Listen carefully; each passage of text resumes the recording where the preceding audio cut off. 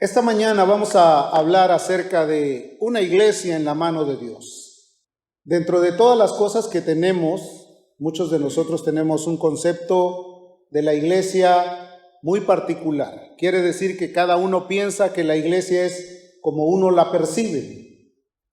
Pero esta mañana vamos a entender qué es la iglesia, cómo es la iglesia, cómo funciona, cómo se desarrolla y de qué manera podemos nosotros sacar el mejor provecho al estar en ella. La iglesia, para muchos el concepto es 4 paredes, un edificio, sillas, un púlpito y un predicador. El concepto de la Biblia es diferente. La iglesia son todos aquellos que han nacido de nuevo, aquellos que fueron restaurados por la sangre del Cordero y que ahora están completamente entregados a obedecer sus mandamientos. Y la Biblia dice que los mandamientos del Señor no son gravosos, quiere decir que son fáciles de poder aplicarlos a nuestra vida o poder echarlos a andar. Cuando se nos hace difícil obedecer los mandamientos, solamente hay 2 premisas. O es porque no estamos rendidos a Él, o es porque no hemos comprendido quién es Él para nosotros. Cuando Él nos llamó de las tinieblas a su luz admirable, obviamente nos rescató de la vana manera de vivir y puso en nuestra mente una idea clara y precisa: proseguir la meta del supremo llamamiento en Dios. Puestos los ojos en Jesús, quien es el autor y el consumador de la fe. Quiere decir, vamos a estar orientados solamente a caminar bajo la obediencia de Dios. Pero hay infinidad de conceptos que han hecho que la iglesia o el término iglesia pueda ser desvirtuado a lo largo de este tiempo. Son miles de personas que todavía no se han ubicado en el terreno completo, que dicen: yo soy de la iglesia, soy parte de la iglesia, pero a veces el concepto que tienen de la iglesia es sumamente equivocado, no es bíblico, no es escritural, no es algo que realmente tenga fundamento. Así que brevemente yo voy a tratar de desglosar algunos términos para que nosotros podamos entenderlos. En primer lugar, volvamos a leer la primera carta del apóstol Pablo a Timoteo en el capítulo 3, versículo 14 al 16. Pati lo acaba de leer hace un momento, pero yo quiero retomarlo para que usted, leyendo, pueda entender mejor. Se dice que el sistema de aprendizaje tiene varios conceptos y uno de ellos es: aprendes por lo que oyes, pero cuando ves lo que oyes y lo aplicas a esas, tu crecimiento de aprendizaje es mayor. Y en tercer lugar, cuando lo pones en acción, el aprendizaje es completo. Quiere decir, si tú oyes algo, lo puedes percibir, pero es más fácil que se te olvide. Pero si lo lees y lo escuchas, entonces tu aprendizaje es mucho mejor. Y si lo aplicas a tu vida y lo llevas a la práctica, el aprendizaje te deja fruto. Quiere decir, puede tener un fruto mejor para tu vida.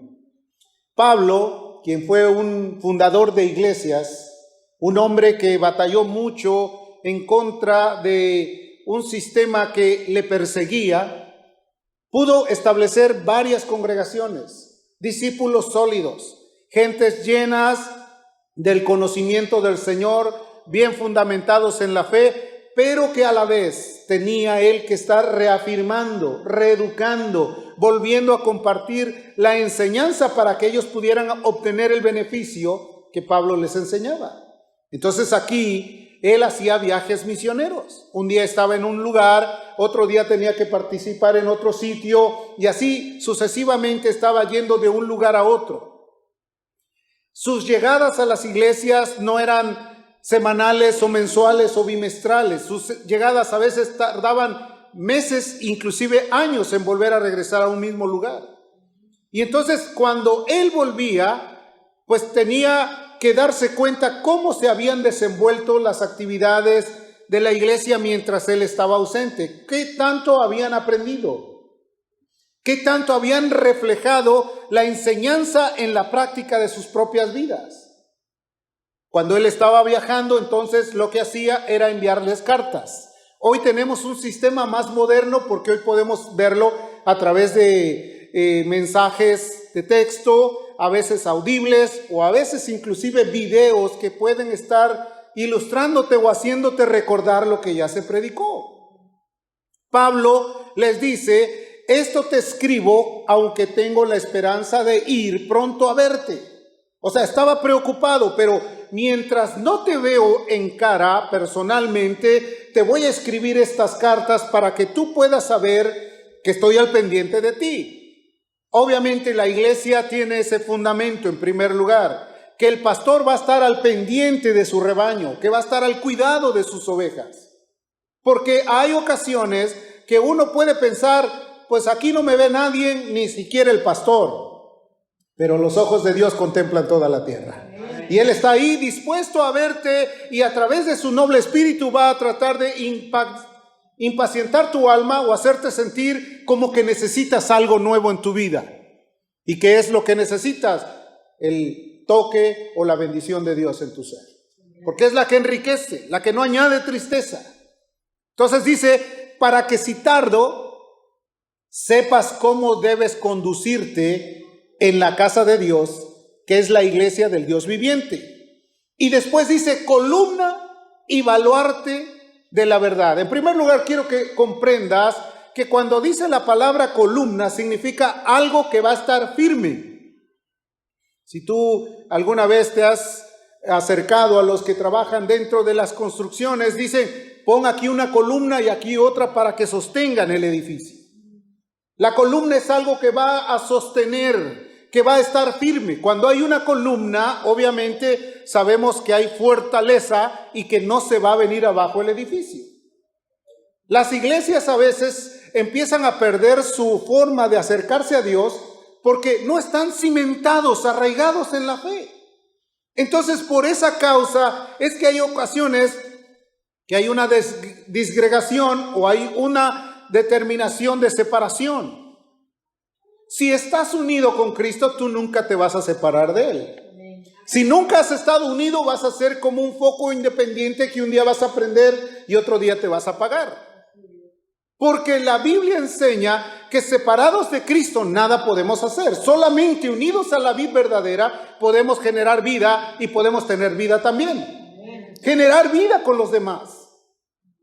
Entonces dice aquí la Escritura que sepas cómo conducirte en la casa del Dios viviente. Para que podamos entenderlo mejor, hay una forma de cómo poder conducirse en la iglesia. La iglesia tiene ciertos aspectos en los cuales tú y yo debemos de vivir y conducirnos.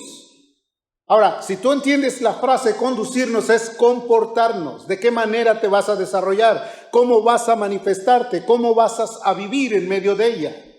Dice además, es baluarte de la verdad. Un baluarte era un edificio fortificado que se encontraba supuestamente en las costas de los países y que evitaban que los enemigos viniesen y tomaran la ciudad por asalto.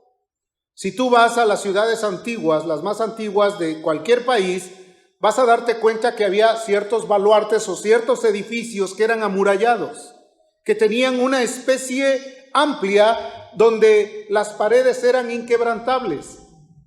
Había torreones donde había guardias o había atalayas que estaban vigilando para que del mar no vinieran los enemigos a invadirla. Entonces, cuando habla de un baluarte, habla de un estado de seguridad, pero baluarte de la verdad. Quiere decir que en la iglesia se va a defender la verdad a toda a toda costa. En la iglesia la verdad es la que va a triunfar y nadie puede ir contra la verdad sino la verdad misma. Jesucristo es la verdad. Jesucristo es la única verdad que tenemos. Nadie puede cambiar el concepto de lo que Jesús ya enseñó porque Él fue la vida y es la luz de los hombres. Si nosotros comprendemos esto, entonces vamos a empezar a caminar en tierra firme. De lo contrario, nuestra vida se va a ver caminando en arena movediza, que mientras más tratamos de movernos, más nos hundimos. ¿Le ha pasado eso alguna vez? Que ha querido a veces salir y de repente, ¿por qué no salgo? Porque a veces los mismos conflictos que uno mismo ha generado. Porque no podemos culpar a un Dios tan amoroso que dijo que Él no iba a permitir que tuviéramos una prueba más grande de la que pudiéramos soportar. Jesucristo dijo que iba a estar con nosotros todos los días hasta el fin del mundo. Los conflictos que llegamos a tener a veces son para probar nuestra fe o también para que nosotros nos demos cuenta en qué terreno estamos caminando. Dios, en su amor y en su misericordia, ha dispuesto todos los medios para que tú y yo podamos vivir plenamente seguros. ¿Cuántos creen eso? Después les dijo, indiscutiblemente grande es el misterio de la piedad. La piedad es un misterio. Porque muchos cuando quieren ser piadosos, pero no están plenamente identificados con Dios, su piedad a veces se vuelve impiedad. Fíjate lo que te estoy diciendo. Por querer hacer un bien en ocasiones y no estar bien sujetos a Dios, lo que quieren hacer bien se revierte en algo que no es bueno, sino más bien malo. Dice que Dios fue manifestado en carne. Jesucristo vino, se engendró en un ser como tú y como yo, vivió en el mundo, vimos su gloria como la del unigénito del Padre, lleno de gracia y de verdad, y anduvo haciendo bienes y sanando a los oprimidos por el diablo, porque Dios estaba con él. Fue un varón aprobado. En otras palabras, caminó la milla y la extra. Él nos enseñó cuál fue su manifestación. Justificado en el Espíritu. ¿Qué quiere decir eso? Que cuando Jesús vino a este mundo, el mismo Dios del cielo habló a través del Espíritu Santo. Cuando fue bautizado en el Jordán, una paloma descendió. Cuando Juan el Bautista lo vio, dijo: el Cordero de Dios que quita el pecado del mundo. Cuando convirtió el vino, la mamá dijo: escuchad todo lo que Él os diga. Justificado en el Espíritu. Dice también predicado a los gentiles, nos alcanzó a nosotros. Generaciones, comunidades que jamás nos imaginábamos que íbamos a ser alcanzados, nos dio vida. Éramos lo necio, lo separado. Nosotros no teníamos parte en el reino de Dios y Jesús vino para traer su paz y su bendición y meternos a su reino. Fue creído en el mundo. El mundo cree en Dios. Es más, hasta los demonios creen y tiemblan. Dice también recibido arriba en gloria. Porque después de que vino el derramamiento del Espíritu Santo, dice la Escritura que ellos vieron cómo Jesús ascendió. Y luego Esteban da un testimonio y dice: está sentado a la diestra del Padre. Él fue recibido arriba en gloria. Yo quiero tratar de disuadir un poco los conceptos equivocados de lo que es la iglesia. Y hay varias razones por qué hacerlo. Porque a lo largo de nuestra vida muchos de nosotros decimos: pues yo soy de la iglesia. Aunque no participo, aunque no me relaciono, aunque no tengo nada que ver, aunque mi comportamiento no tiene nada que ver con el cristianismo, yo soy de la iglesia. Y piensan que su pensamiento universalista los hace ser parte del reino. Pero hoy vamos a ver si realmente pertenecen al reino o no son del reino. Objetivos para cumplir.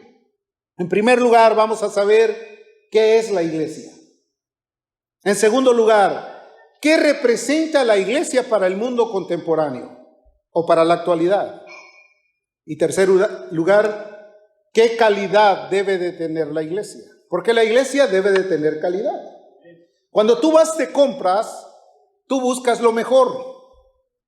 Y lo buscas, dices: no, esto se me va a echar a perder. Esto es pirata, ¿no? Yo quiero lo bueno, yo quiero lo mejor, yo quiero lo que me sirva, lo que está recomendado. Oh, pero no me alcanza. Entonces, bueno, pues voy a comprar cuando menos, dicen por ahí. Y a veces el pensamiento es así: no, yo quiero lo mejor, pero piden mucho. ¿Qué es eso? Piden que me niegue a sí mismo. Piden que ame y a mí me gusta odiar. Piden que perdone y yo tengo resentimientos. Piden que sea obediente y me gusta sobresalir. Entonces dice: pues me voy a agarrar algo que sea más o menos término medio. Y Jesús dijo algo muy importante en el libro de Apocalipsis. O eres frío o caliente, porque lo tibio lo vomitaré de mi boca. Quiere decir que Dios está llamando a la excelencia. Repite conmigo esta palabra, excelencia.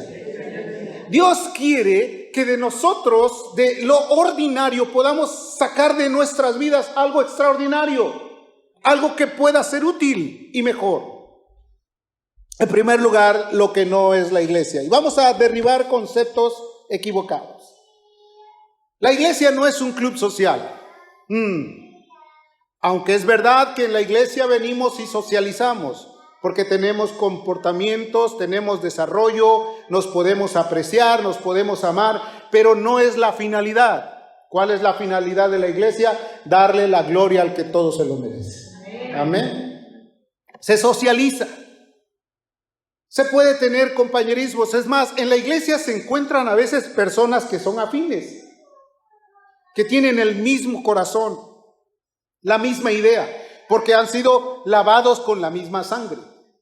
Y inclusive en la iglesia llegan a encontrarse matrimonios que van a durar toda una vida. No fue el propósito, voy a la iglesia para ver qué ligo, a ver qué encuentro. No, voy a la iglesia y Dios me da la bendición que yo necesito. ¿Cuántos dicen amén? Entonces, no es un club, no es un centro social, aunque el Ejército de Salvación se distingue mucho por sus servicios sociales.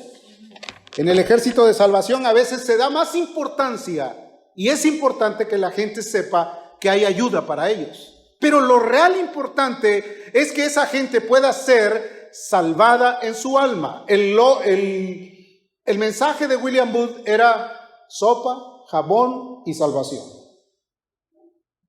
Él decía que no le podía predicar a una persona que tuviera el vientre vacío. Primero le llenaba el vientre, después le daba jabón para que se bañara o para que limpiara sus pecados, y después les proveía el mensaje de la salvación. Eso es una terminología correcta. La iglesia tampoco es un club social. O sea, quiere decir que la iglesia tiene metas, tiene distinciones, tiene orientaciones. Está orientado, en primer lugar, a servir a Dios. En segundo lugar, a servir al prójimo. Los mandamientos del Señor son sencillos y dice la Escritura que en esto se cumple la ley en los profetas. En amarás al Señor y a tu prójimo como a ti mismo. Si tú guardas estos mandamientos, has cumplido la ley. Eso te deja ver que es muy radical el mensaje de Cristo. Es muy sencillo, pero muy claro, pero también muy convincente.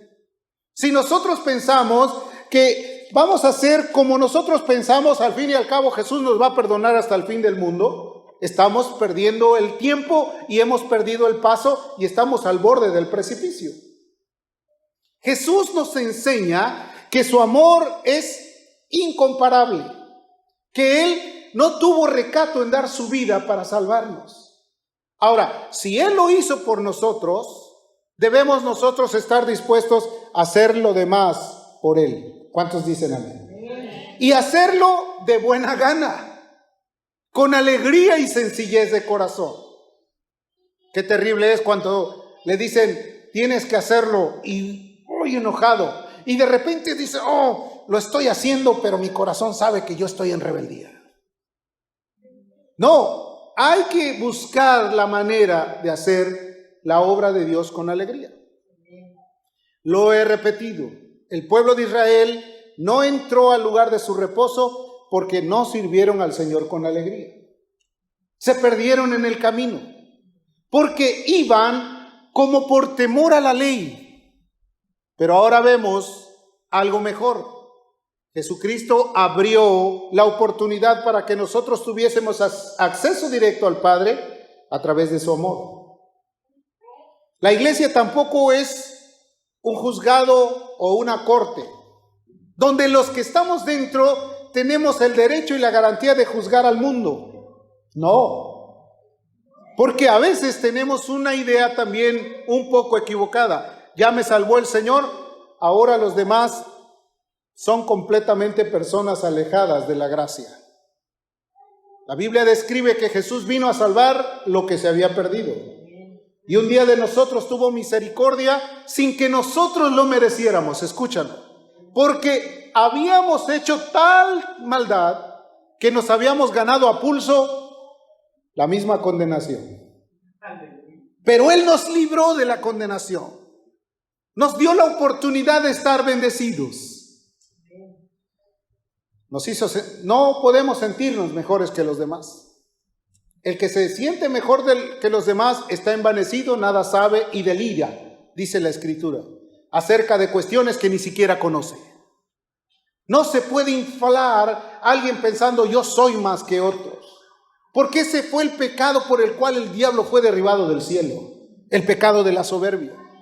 Él dijo, yo iré y me sentaré al lugar de Dios y haré y echado fuiste por tierra.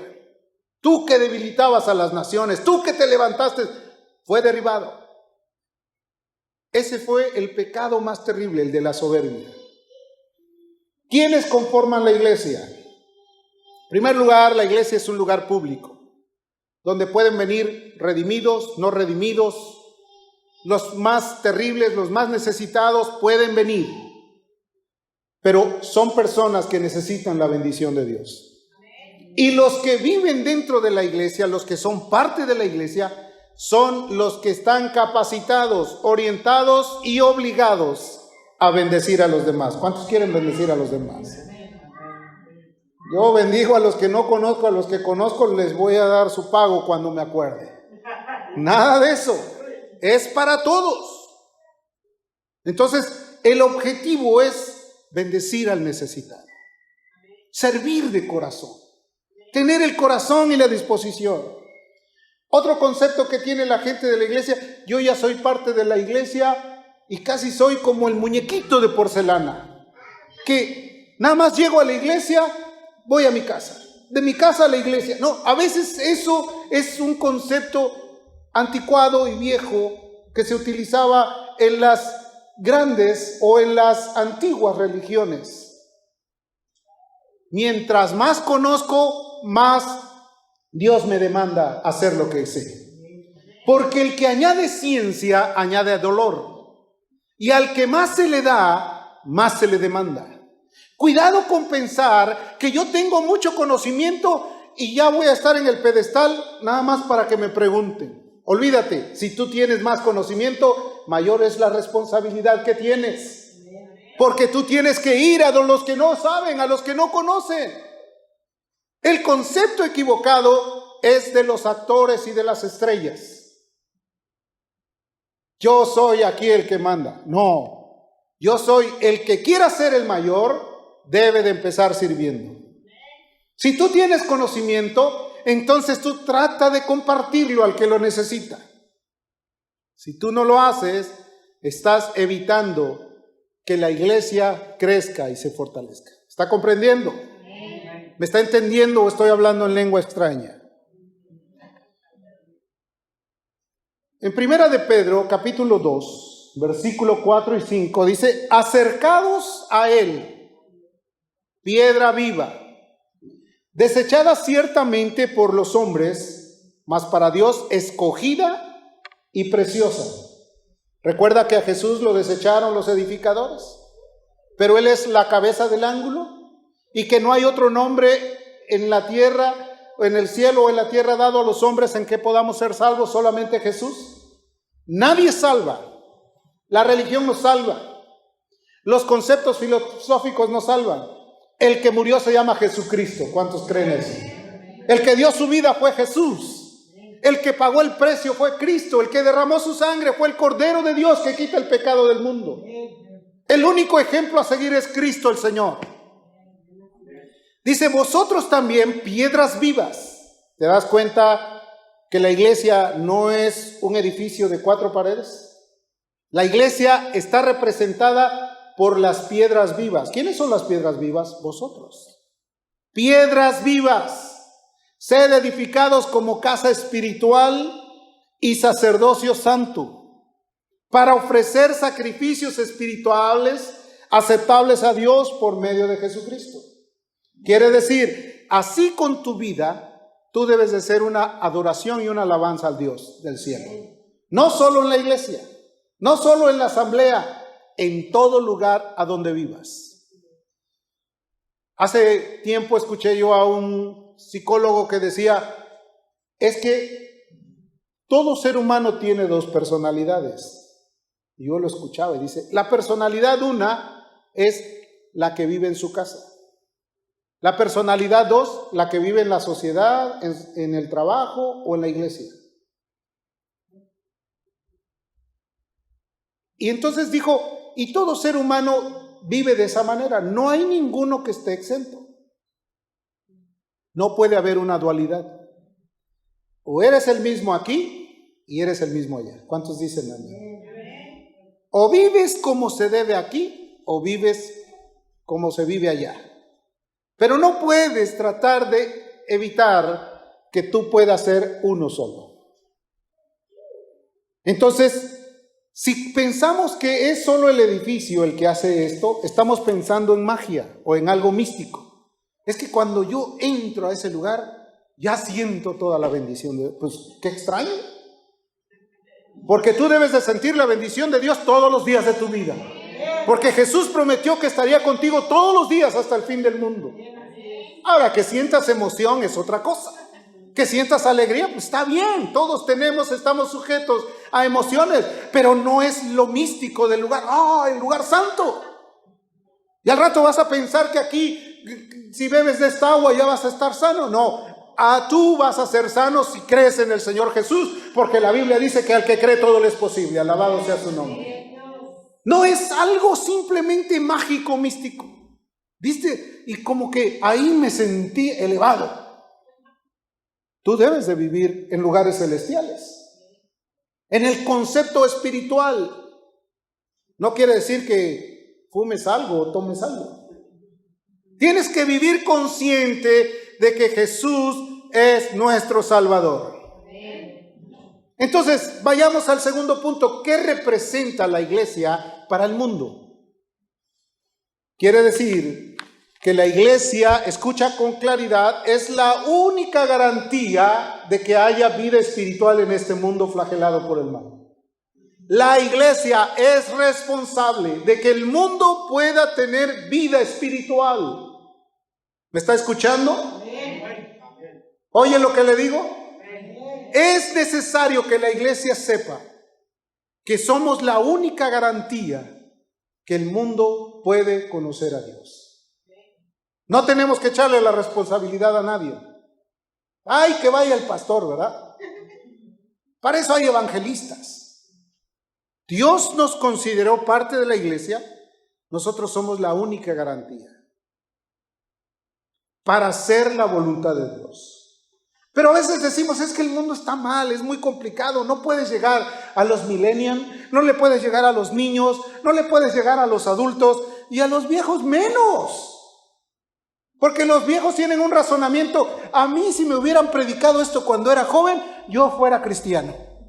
Y el joven dice, no, a mí que me prediquen cuando ya esté viejo. O sea, siempre buscando la manera de evitar el compromiso que deben de tener con Dios. ¿Cierto o no es cierto?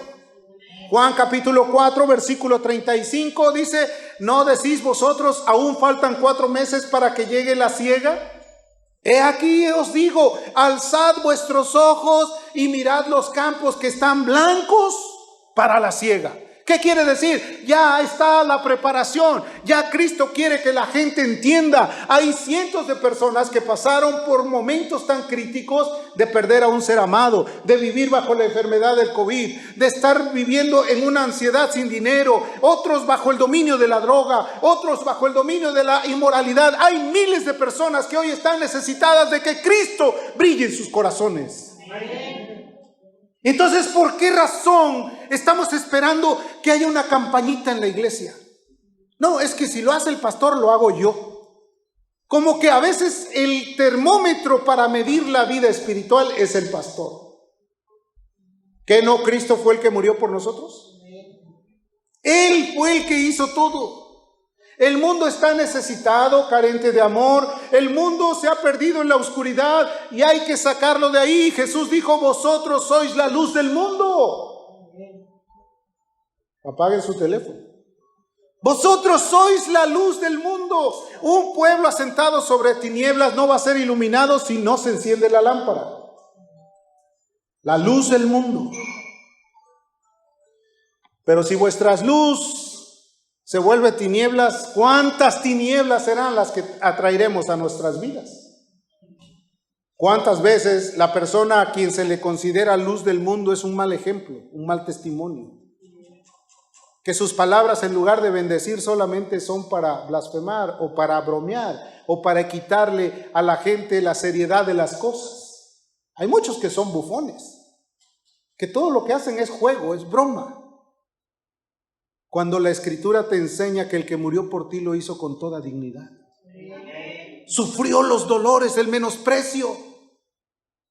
Lo clavaron en una cruz, le golpearon el rostro, le pusieron una corona de espinas y todavía él en su angustia y en su dolor dijo: perdónalos porque no saben lo que hacen. Y muchos de los que dicen representar a Cristo, en lugar de comportarse serios y varonilmente, se comportan de una forma completamente equivocada, bromeando, haciéndole ver a la gente como algo que no tiene valor el cristianismo. Jesús dijo: vosotros sois la sal de la tierra. Y si la sal se vuelve insípida, ¿con qué será salado el mundo? El mundo está desabrido, ¿sí o no? Por donde quiera que vayas, si te pones a platicar con alguien, te va a contar sus desgracias, sus penas, sus penurias y su dolor, ¿sí o no? Uno que otro te va a contar un chiste. Otro va a hablar mal de otra persona. Otro se va a quedar mudo y no quiere hablar con nadie, ¿sí o no? Pero Dios es el que produce el querer como el hacer por su buena voluntad de nosotros. Sois la sal de la tierra. Otros prefieren echarse un coyotito, una dormidita, para evadir la responsabilidad. Entonces vemos que esto es algo terrible. Pero este llamado, o de los que pertenecen a la iglesia, saben que cualquier cosa que hagan no van a perder su recompensa. ¿Amén? Amén. Acompáñame, Mateo 10:42. ¿Está contento o está enojado conmigo? Amén, sí, enojo, ¿no?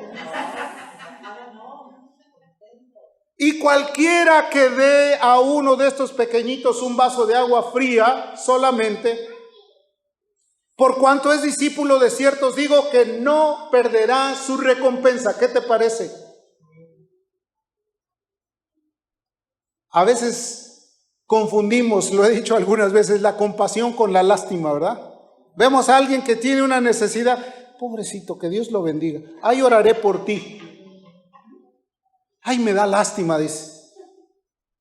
La compasión es si tú lo ves, pues no tengo yo, pero te lo voy a ir a buscar a ver dónde lo encuentro. ¿Sí me entiende? Hay una gran diferencia. Es que me dio tanta lástima. Pena deberíamos de tener. Hay que hacer lo bueno. ¿Cómo debe de ser la calidad de la iglesia? El tercer punto. ¿No sabéis que sois el templo de Dios y que el Espíritu de Dios mora en vosotros? ¿Cuál es el principio de la sabiduría?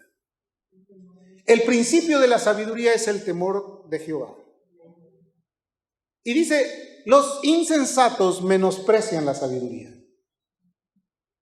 Ahora, no entiendas sabiduría por saber mucho, sino la sabiduría es temer a Dios y darle gloria. Falto de sabiduría, no teme a Dios. Se comporta como si Dios no existiera. En otras palabras, vive sin fe. Porque el que tiene fe sabe que la palabra de Dios es verdad. ¿Cuántos dicen amén? Amén. Sabe que lo que está escrito en la palabra se va a cumplir tarde o temprano. Saben que Jesucristo es el camino, la verdad y la vida. Sabe que la palabra de Dios es útil para enseñar, para redarguir, para instruir, para corregir, a fin de que el hombre de Dios pueda ser plenamente capacitado para la buena obra. Conoce la verdad, vive bajo los dominios de la verdad, teme a Dios y guarda sus mandamientos, porque eso es el todo del hombre. Entonces, vive bajo el temor y sabe que el Espíritu de Dios, el día que lo llamó, fue el que lo convenció de pecado.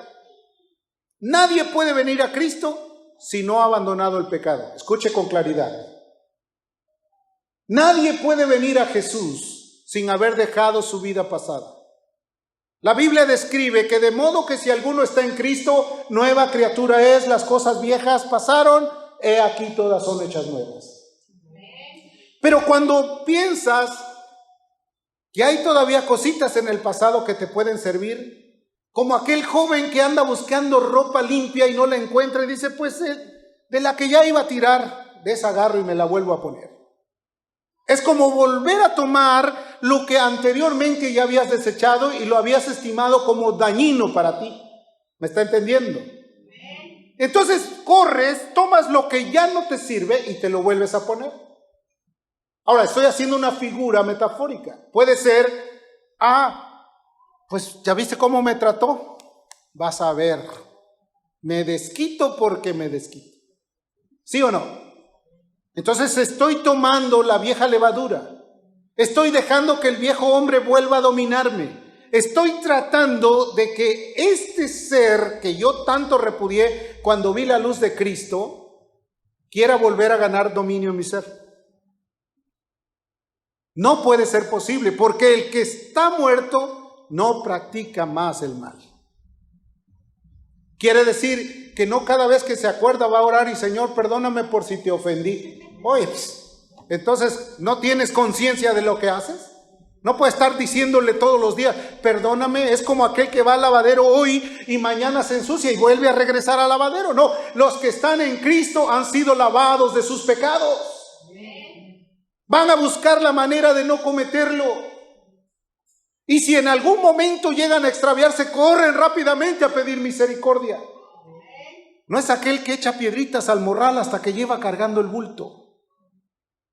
O dice por ahí otra manchita más al tigre.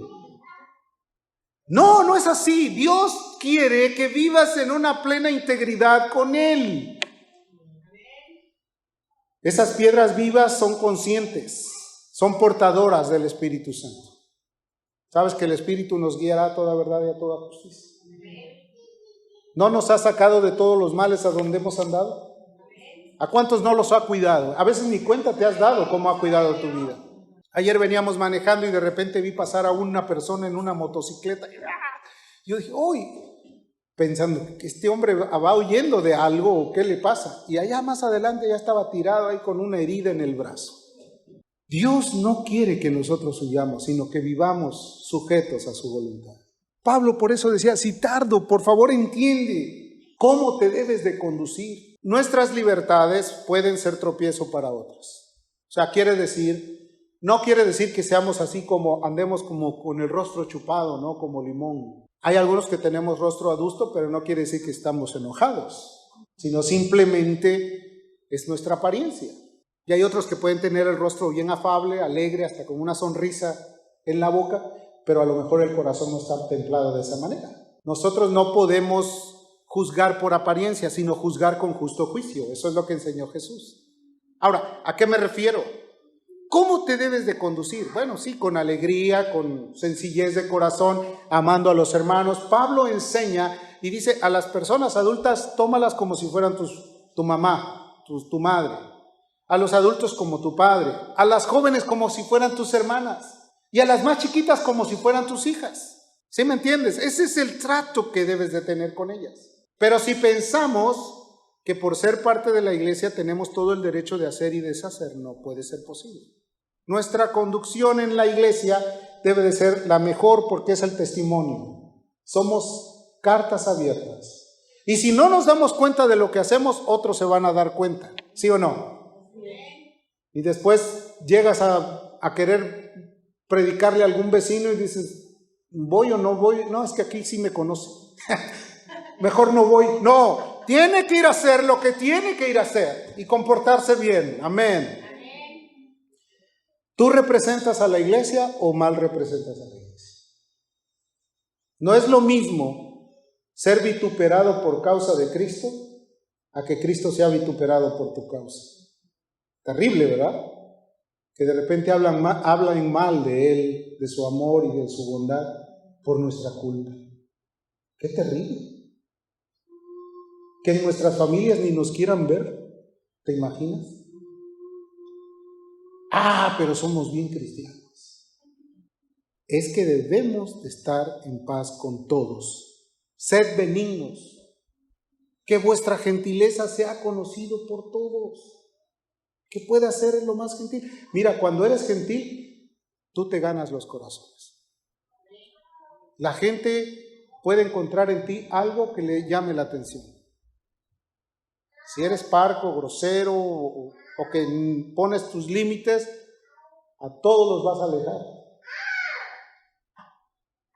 Y después vas a decir, es que Dios nunca me respaldó. No, es que no es como nosotros pensamos. Colosenses 3:15 dice que la paz de Dios gobierne vuestros corazones, a la cual asimismo fuisteis llamados en un solo cuerpo. ¿Y qué más? Y sed agradecidos. ¿Cuántos agradecen que Dios haya sido tan bueno con nosotros? Que no seamos gobernados por los instintos o por los anhelos de nuestro corazón, sino por Dios mismo. Que Dios conceda la guianza de nuestro corazón. Somos parte de un cuerpo. Nadie es más que otro. Escuche, a lo mejor uno hace algo, otro hace otra cosa, pero no por eso todos tienen que ceñirse como yo soy. Si yo soy así, no puedo pensar que todos sean como yo. Gracias a Dios, a todos nos dio la oportunidad de ser auténticos. ¿Estás de acuerdo conmigo? Tú eres tú hasta que te mueras. Yo soy yo hasta que me muera. Autenticidad. Que tu ejemplo a seguir sea Cristo. Si quieres imitar a los demás, pues vas a tratar de hacer lo mismo que hacen los otros. Pero si sigues a Jesús, tú vas a comprender que Él te dio la oportunidad de ser auténtico, verdadero, incopiable. Amén. Aunque dicen por ahí en la ciencia que hay 7 personas en el mundo que se parecen. Pero otra cosa te digo, no todos tienen el corazón que tú tienes. Pueden aparecerse en apariencia. Ay, pensé que era fulano de tal, me equivoqué. Y te habla con una voz ronca, ¿no? No era, entonces te vas. Somos parte de un cuerpo, debemos de estar muy agradecidos por lo que Dios hace. La iglesia, hermanos, es el refugio de todos aquellos que han sido restaurados y que viven para Dios. Romanos capítulo 12 dice, porque de la manera que en un cuerpo tenemos muchos miembros. Vea, le mueve todo, ¿verdad? Hay algunos que mueven hasta las orejas. Todo. Tenemos muchos miembros, pero no todos los miembros tienen la misma función. ¿Sí? Así nosotros, siendo muchos, somos un cuerpo en Cristo. Y todos, escucha lo que dice aquí, lee conmigo, y todos, dice, miembros los unos de los otros. Voltea a tu hermano y dile, también eres parte de mí. ¿Verdad? Miembros los unos de los otros. El sectarismo fue idealizado por el mismo demonio que dijo, divide y vencerás. El sectarismo es, tú vente conmigo, tú eres de mi parte. Todos tenemos la oportunidad de ser diferentes. Si llegas a oír a alguien que anda haciendo consensos contigo, no, yo no estoy de acuerdo con esto, pues entonces hágase su propia Biblia. Dios ya dijo lo que tiene que enseñarnos. Vamos a ceñirnos a su perfecta voluntad. ¿Cuántos dicen amén? Y como último punto, la recomendación, quizás una de las más valoradas para los días que vivimos.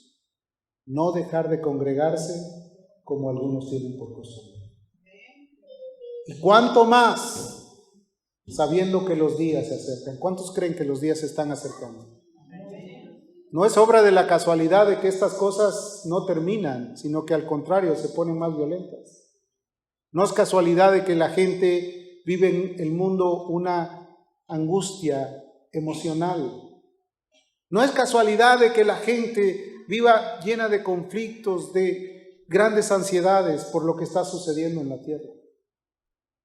No es casualidad de que el mundo tenga toda la angustia por las cosas que están sobresaliendo.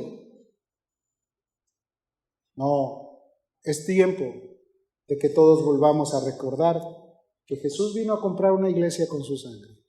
Que si somos parte de ella, vivamos para Él. Que si algún concepto equivocado teníamos, desechémoslo. Que si queremos correr, corramos a sus brazos. Jesús dijo, venid luego y estemos a cuentas. A los que estéis trabajados y cargados, yo os haré descansar. Llevad mi yugo, dice, y aprended de mí que soy manso y humilde de corazón. Y lo más importante, hallaréis reposo para vuestras almas. Cierra tus ojos.